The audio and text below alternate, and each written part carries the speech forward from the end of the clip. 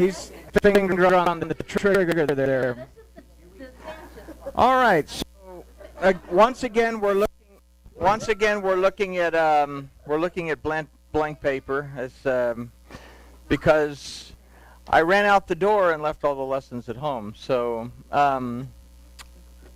so we're going to just do a discussion of a question that Tiffany had. Some of you have heard it before, and then we're going to talk about another aspect of Bo, so that we don't ruin the whole lesson for next week.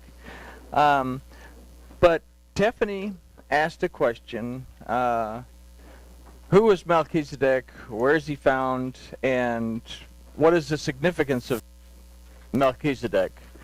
Which was a kind of a loaded question. We've discussed it a couple of times, but the Melchizedek comes into the picture in Bereshit 14, verse 18. Let's talk to our Elohim, and then we'll take a look at it. See there. I've got really good medication for the tooth, so bear with me. As long as the pink elephants don't show back up, we're good. So, but Father, thank you for this opportunity to look at your word. Thank you for this opportunity to draw closer to you and understand who you are in a relationship with us. We ask that you'll open our eyes, open our ears, and open our hearts so that we can see, hear, and understand what your word tells us. We thank you in the name of Yahushua. Amen. All right, so the narrative of what's going on or what has happened is we know that Abram and Lot decided they would divide, and one would go one way and the other would go the other way. Lot chooses the lush pastures, leaving Abram with basically desert with tufts of grass, which is, you look at shepherds in that area, and they shepherd them from one tuft of grass to the next tuft of grass, and their sheep never starve. They're always doing quite well. But anyway, Lot, for some reason, decides he's going to settle in the city instead of taking care of his animals and whatnot. So he settles into the valley of Sodom and Amorah. When we say Amorah, there was a confusion about the ayin. Some say it was once pronounced with a G sound, so we come up with Gomorrah. But anyway, what happens is 5 kings come out and they plunder this valley, and they take Lot captive and his family and all this stuff. Abraham hears about it, and he sends his dedicated men to go and rescue Lot. And in the process of doing that, he manages to basically wipe out all the kings and takes the plunder and everything, and everybody would live happily ever after to this point. But Abraham is offered all the spoils, and he says, no, I'm not going to take that. I'm not going to let anybody say that it was the king of Sodom that made me rich. So we come to a point now where out of nowhere, first time we read about him, is in verse 18 of chapter 14. It says, and Melchizedek, the king of Shalem, brought forth bread and wine, and he was the high priest of Elohim the Most High. And he blessed him and said, blessed be Abram of Elohim, Most High, maker of heaven and earth. And blessed be Elohim the Most High, who has delivered your enemies into your hand. And he gave him a tenth of all. Okay? So this is tithe fodder. It's a great thing. Oh, well, Abraham tithed 10% and all this other stuff. The thing is, it wasn't Abraham that gave Melchizedek 10%. Melchizedek gave Abram 10%. So why is this? What is this foreshadowing for us? We have to move forward into Samuel. And there in 1 Samuel, The people insist that they want to have a physical king like the other nations. Samuel tries to talk them out of it, but they're not going to be talked out of it. They insist on having a king. Yahuwah shows up and tells Samuel, don't freak out, wig out, and stress out about it. Give them a king. They're not rejecting you, they're rejecting me. Okay? So what happens is Samuel goes out and he finds this guy chasing a donkey around. And the guy's name is Saul, and he makes him king. All right, so now we have a physical king. The spiritual king, who is Yahuwah, has been rejected and replaced with a physical king over Israel. And so we go through the entire history of good king, bad king, good king, bad king. Well, we start before that. We go with David, who replaces Saul because Saul loses his marble somewhere. David becomes the king, and David passes the throne to Solomon. Now, we get all this wonderful thing about Solomon. We get all excited. He wrote the Proverbs and all this stuff. Solomon was not really a good king in the eyes of Elohim. He would actually be regarded as one of the kings who did evil in the sight of Elohim because of his, he strayed totally into idolatry with all the wives and concubines that he had. So, because of this, Elohim tells him, I am going to split the kingdom in half. And he offers the 10 tribes of the northern kingdom to Jeroboam at this time. And he says, if you will follow me and you will keep my Torah, then I will bring from you the, basically, the promise. But we know that Jeroboam, well, he doesn't exactly keep the deal. He becomes an evil king. Some guys, Rehoboam and Jeroboam don't get along. Rehoboam becomes the king of the southern kingdom, Jeroboam of the northern kingdom, and there's a split. Okay, now we go from good king to bad king on both houses, to where the throne is literally stripped away from both. They go into captivity until we come to Yahusha. Now, Yahusha, when we read the genealogy in Matthew, we have to read it correctly. In most of our English-based Bibles, even in Hallelujah Scriptures, it's incorrect. It's going to say that Jacob bore Joseph, the husband of Miriam. Okay? If we do that, then we lose a generation. It's simply 13 generations because it ends there. And if that were the case, if Joseph, the husband of Miriam, were the Joseph being spoken about in Matthew, then there would be no legitimate king of Israel because the throne had been taken away so that it couldn't come from a human perspective. I don't know if that makes any sense. But the way it actually reads from the Aramaic is that it was Yosef the Gaurah of Miriam. It was Joseph the father or the guardian of Miriam. Okay? This completes the bloodline.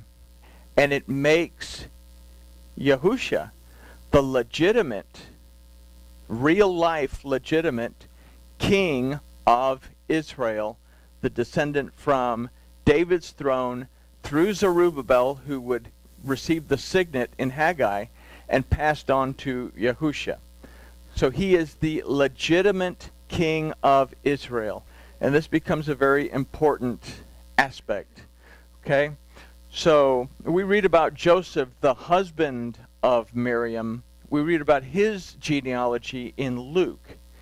Now, from him would come the legitimacy of the high priest's office after Zechariah and Elizabeth. They had Yochanan the Immerser, who was the legitimate high priest. But he was put to death by Herod, which left Yahusha as the legitimate high priest. Now, this is an interesting thing.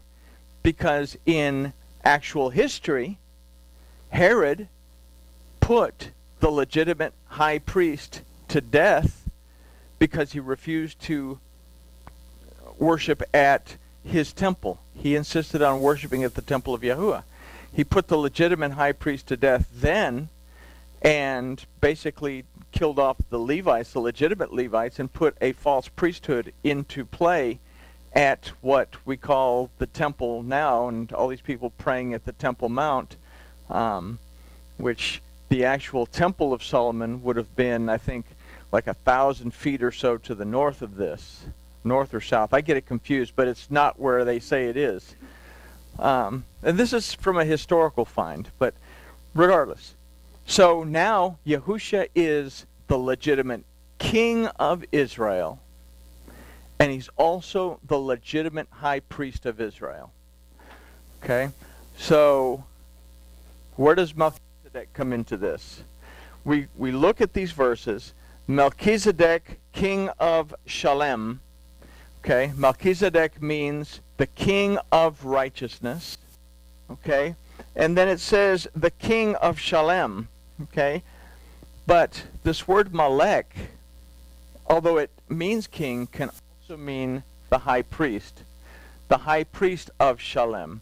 So if he is the king of righteousness, who is also the high priest of Shalem, the covenant of peace. Okay? What does he do with Abraham? Abram at this point. Abram as a name means exalted father. And he breaks bread and has wine with Abram. Okay? So we take this idea, we take this occurrence, and we move forward. That it was the legitimate king of Israel, the legitimate high priest of Israel, that breaks bread and breaks wine with the disciples in the presence of the exalted Father. Okay? It's a representation of this. And there's a very important reason for Abram being in all of this. Now, then he gives him a tenth of everything. Okay? So let's go back to Yahusha. Yahusha is put to death. The legitimate king of Israel, the legitimate physical king of Israel, is put to death. Okay? He's been called the Lamb of Elohim. Now, only the high priest can offer the sacrifice for the redemption of a sin. That sin is, well, basically blasphemy or idolatry, in order to bring the bride or the divorced wife back into the family. So, as the legitimate high priest, he offers the Passover lamb, but also as the legitimate king, the legitimate physical king dies. Okay? So, back in Samuel, they rejected the spiritual king and took on a physical king. Here now, the physical king has died. Something has to happen. Well, we know that there are 40 days between Passover and Shavuot. Yet, Yahusha, there's 50 days, 50 days between Passover and Shavuot. But Yahusha only appears for them for 40 days. Why is that? Well, if we understand the numerical value of 40 from the Bible, we know that 40 days and 40 nights of reign to transition from an evil generation to a restored generation with Noah. We say 40 years in the court of Pharaoh to learn how to be a prince of Egypt. Then Moses goes 40 years in the wilderness to forget how to be a prince of Egypt and transition to being a shepherd. 40 days at Sinai to receive the Torah, to go from being a people of slavery to becoming the people of the book. And even with Yahusha, 40 days in the wilderness to go from being a carpenter to becoming the high priest and the legitimate king of Israel who will redeem his people back to the Father. Okay, so why does Yahusha appear to the disciples for only 40 days and not the full 50 days? 40 days is a period of transition. He tells them, wait here, because something is going to happen that's going to bring you, wait here until the Spirit comes, is basically what he tells them. Let's Cliff Notes version. So he appears for 40 days. There's 10 days left over. Okay? What is 10? Well, here we say that he gave Abraham a tenth of everything. A transition has taken place in that the physical king has died, transition has taken place, and now the tenth that's being given is that 10 days when the Ruach HaKodesh comes. In other words, it's a transition back to, or from, a physical king back to a spiritual kingdom, with Yahuwah once again as the king of Israel, with Yahusha as Kohen Hagadol. He's still Malek, but he is Mashiach. Okay, so everybody thinks, oh, Mashiach, he's going to come as the reigning, ruling king. We read in Leviticus that Mashiach is a term used for the Kohanim. They are called Mashiach.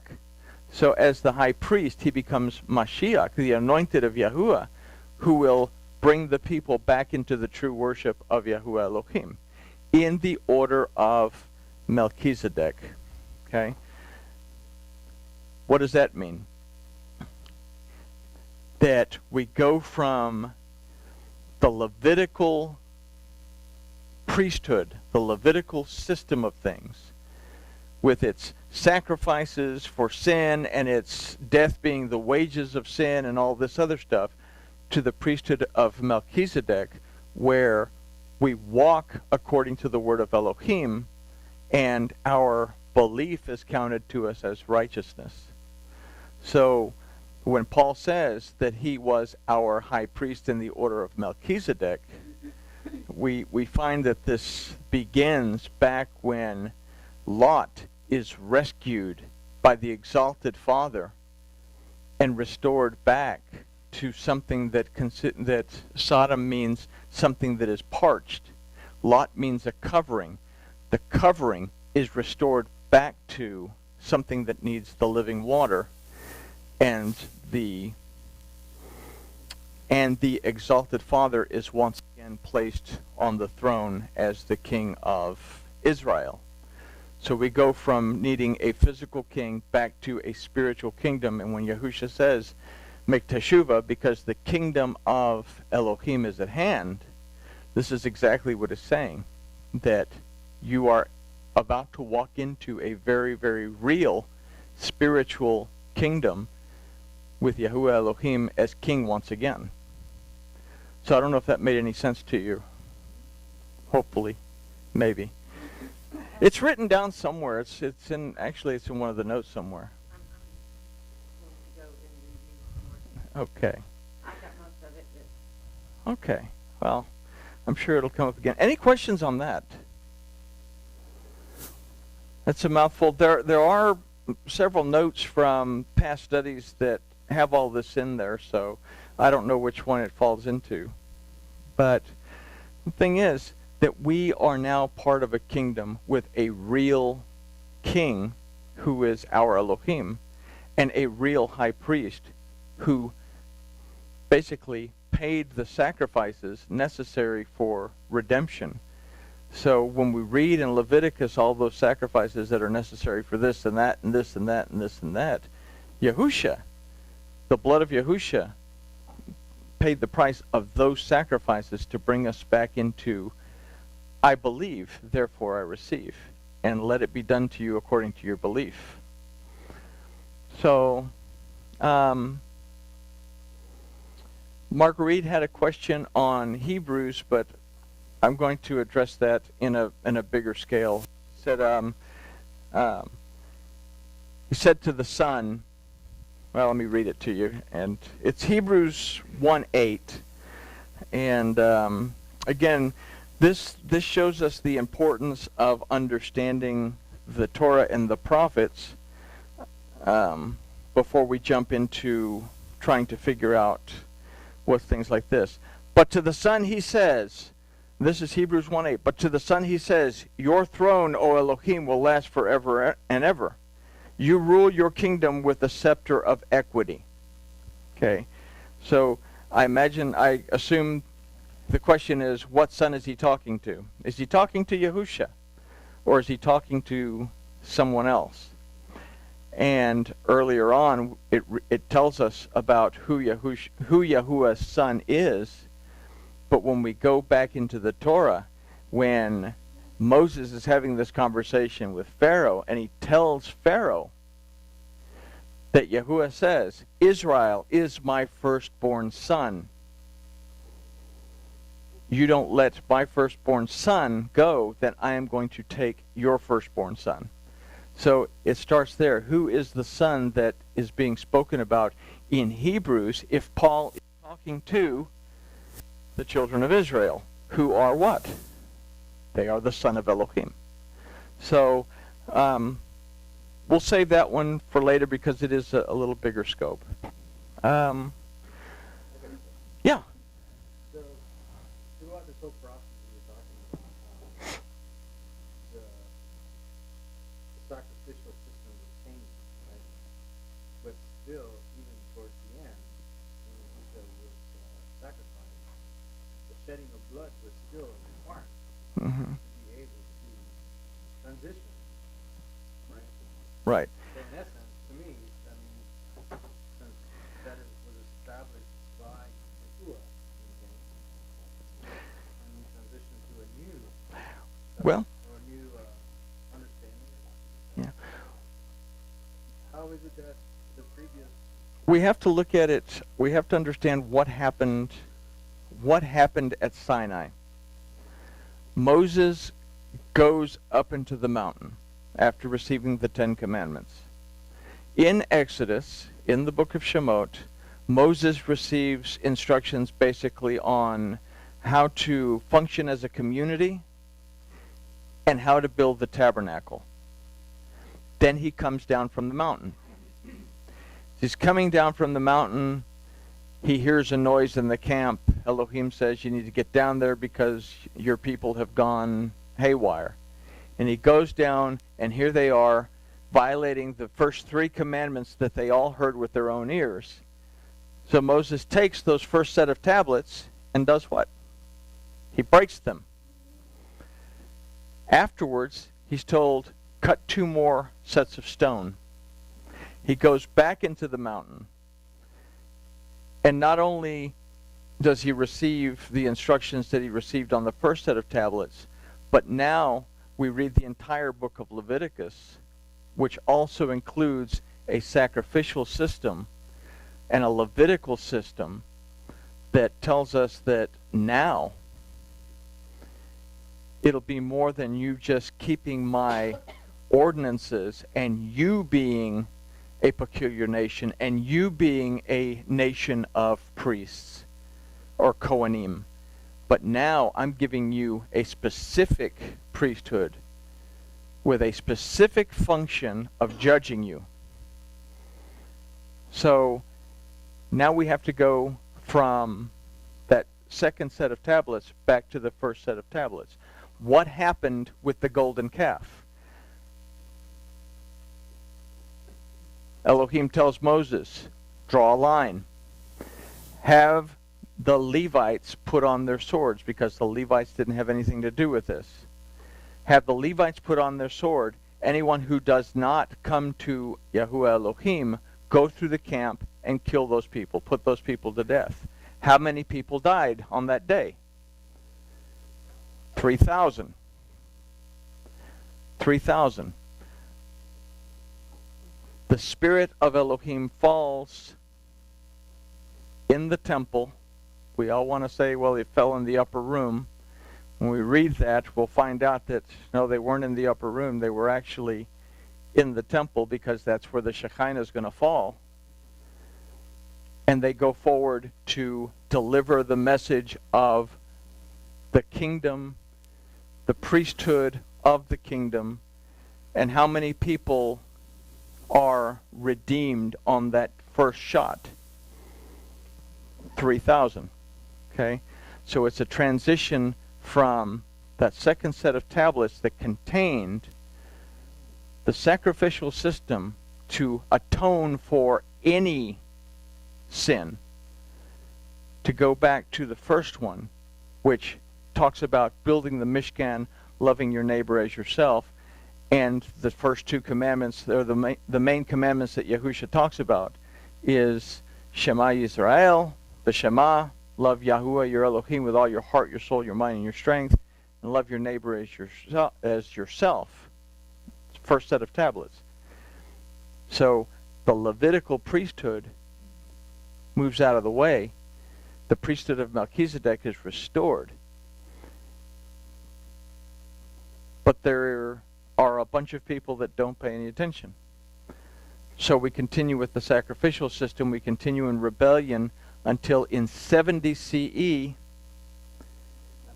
Titus destroys the temple and ends the sacrificial system. So Yahushua was sent in time for people to make teshuvah, to perceive, discern, and understand. So it's a very important concept, even within the idea of 70 CE, which 70 is a numerical value of the ayin. People had to perceive that a change had come, and that change came through Yahusha. But let me ask you this. Was the sacrificial, we say that Yahusha is the sacrificial lamb, right? But his blood needed to be shed for us to transition to the first set of In a sense, his blood had to be shed in order to bring the redemption that would be... The Levitical system, we read the first few chapters of Leviticus. Requires blood for this, requires blood for this, requires blood for this. The shedding of that blood takes care of the blood requirements within that. Now, if I transgress, I can go to the high priest. I can go to Yahusha and understand that that blood price has been paid. Now I can make teshuvah directly to Yahuwah Elohim in the name of Yahusha.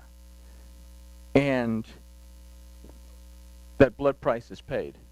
But in essence, I guess my question is that he had to obey that requirement. That requirement has to be obeyed, right? But the shedding of blood. Yeah. Yahusha had to die, and he had to shed his blood. And there's a multifold purpose to that blood, because it was also the redemption price that had to be paid to bring to purchase a slave's freedom, which was what was paid to Judas for basically for the life of Yahusha. There's a lot of little factors, but within the scope of this lesson, we understand that blood was necessary to transition from the Levitical priesthood back to the priesthood of Melchizedek. And you have a question? No? Okay.